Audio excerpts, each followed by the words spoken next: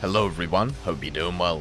We are looking at another devblog for the next major update, and this time it's for the CV9035DK. This is a new premium, which is coming in for the Swedish tech tree. It's going to be coming in at rank 6, so it won't be able to 100% efficiently research the whole tech tree since we have rank 8 now, but it'll be able to do most of it. This is of course a Danish variant of the CV90, so hopefully it gets some Danish crew voices and also some other stuff too. The vehicle itself differs from the other CV90s in terms of its weaponry, with the fact that it has a 35mm, but everything else is pretty much the same. Since this is a premium, it's going to be quite pricey, but remember, it's also a G premium, so it will go on sale a few times a year. Let's get into the history of this vehicle. After the successful entry into service of the CV90 with the Swedish military, the vehicle managed to garner significant attention on the export market as well. The resulting demand from foreign operators led Swedish engineers to continue the development of the CV90 to further increase the vehicle's capabilities. One such later variant was the Mark III variant of the CV90, developed in the early 2000s. The vehicle itself featured, among other improvements, an improved armament consisting of a 35mm autocannon, as well as numerous improvements to its electronic systems. By the end of 2005, Denmark would be one of the first countries to adopt the vehicle into service, ordering 45 units. Immediately after the last unit was developed in 2009, Denmark dispatched 10 units to operations in Afghanistan, where the vehicle saw its first operational use. The CV9035DK remains in service with the Danish forces to this day. So now in the Swedish tech tree, we have Swedish kind of CV90s, we have Finnish CV90s, and now we have Danish CV90s, and I'm sure we'll probably see everything else. The major difference between them all is, of course, their armament, where you have the SDRF 9040s, which have the 40mm, they're pretty much my favourite standard vehicle like this. Then also you have the CV90 120, which has the 120mm. Then, of course, you have the CV9030 Finn, which has the 30mm, which has a bit of a rough stock grind because of the damage that it does. But then this one with the 35 should be able to pack slightly more of a punch with its APFSDS and should overall be pretty good. The only issue with the CV9035DK is the simple fact that there are already very good options to purchase for the Swedish, with stuff like the other CV90 105 XC8 being a premium that you can pick up in its stead. The also other issue is on the dev server, it never really seemed to be finished. It was one of those vehicles which went through so many changes, and I never feel like we actually saw the end of it. And I'm pretty sure it's going to be changed before we get the update, probably next week. And that kind of sucks. So we can't ever really see what its full capabilities are. Obviously, at the end of the day, it is a CV90, so you know most of the stuff about it, you know what the armor profile is going to be like, you know exactly what the mobility is going to be like, both of them being adequate for a light vehicle.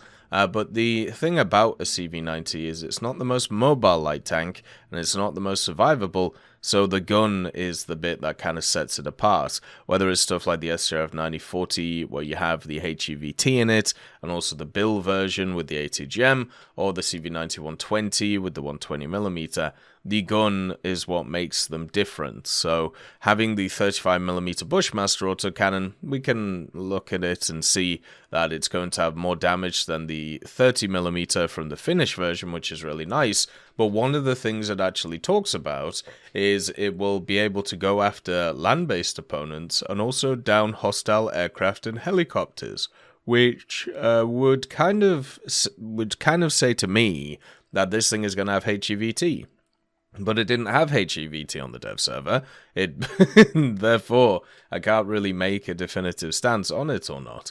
But the fact that they said that it's equally as good at destroying aircraft and helicopters as well as ground stuff, maybe it does. The other thing to also mention about a vehicle like this is maybe it gets access to the tracker, the IRST tracker. It's been talked about for many years, since, the track IRST was added for certain vehicles, that the CV90 series should be able to get access to it.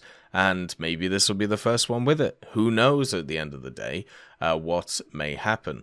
But as a person who's played pretty much all of these vehicles, the only one I haven't sunk my teeth into in a massive way is the CV90-120. I've thoroughly enjoyed them, and as long as this thing doesn't have the same characteristics as the 30mm one, where it has a very, very rough start to it because of the round, and since it's a premium, you can just use the best round anyway, it will have a good time. The vehicle is very good against other light vehicles because it outputs a lot of damage and also has good thermals, so you can engage at range and of course scout things on top of it. And against MBTs, it also will be able to go through all of the kind of little areas you have to go through in order to penetrate through them, which works fantastically well. It's also nice just to see more Danish vehicles in the game. I'm hoping that at some point we get more Danish vehicles, not just premiums though, but also standard tech tree stuff, with the Swedish becoming this kind of Northern European, Scandinavian slash whatever you want to call it, tech tree. Norse, I suppose some people might say. It's just kind of nice to see more nations represented, kind of like how we've got Q8 coming in for the Desert Warrior. Hopefully we can get some unique voice lines. Hopefully we can get some differences in the flag and all of these things.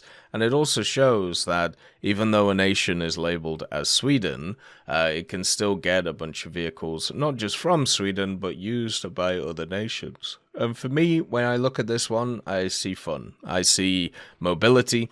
I see a good, targeting speed. I see good thermals. I see a decent enough gun to be able to deal with stuff, which may not have as much utility as other kind of IFE platforms. It doesn't have the ATGM, for example, but it will have the ability to motor around, especially forward and backwards. So that's one of the big things about these guys. You can get in a position and you can rock back and forth, meaning that you can just be a real menace to whatever's around you, and that's a huge deal for a vehicle like this. And also, since you don't have to research any of the mobility upgrades, it'll just be easy straight out of the box. As I said, the only real thing you're going to have to work out is whether you want to use this vehicle around 10.0, which is a pretty meta BR right now because of Soviets and also the 10.3 premiums. So, you'll get stuck at it, which is quite nice. So it means you'll get down to quite a lot.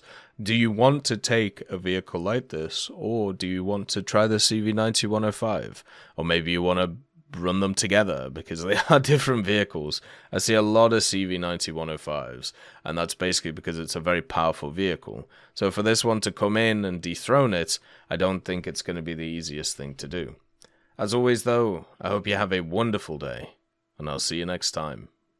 I'd just like to thank GMG Smiley, CD Beans, Chieftain Mike, EMN3 Galaxy, Tulio Pontecorvo, Brendan Quinn, Carrion Crow, Gus Irenicus, Pyman, Wartinder, Teddy, Daniel Stanton, Martinez, B. Young, Ozzy Panzer, Alan Hacker, Liam Shear, Opium Prime, Lafouche, Sem, Aslan, Uncle Bean, and Derek R. for supporting the channel.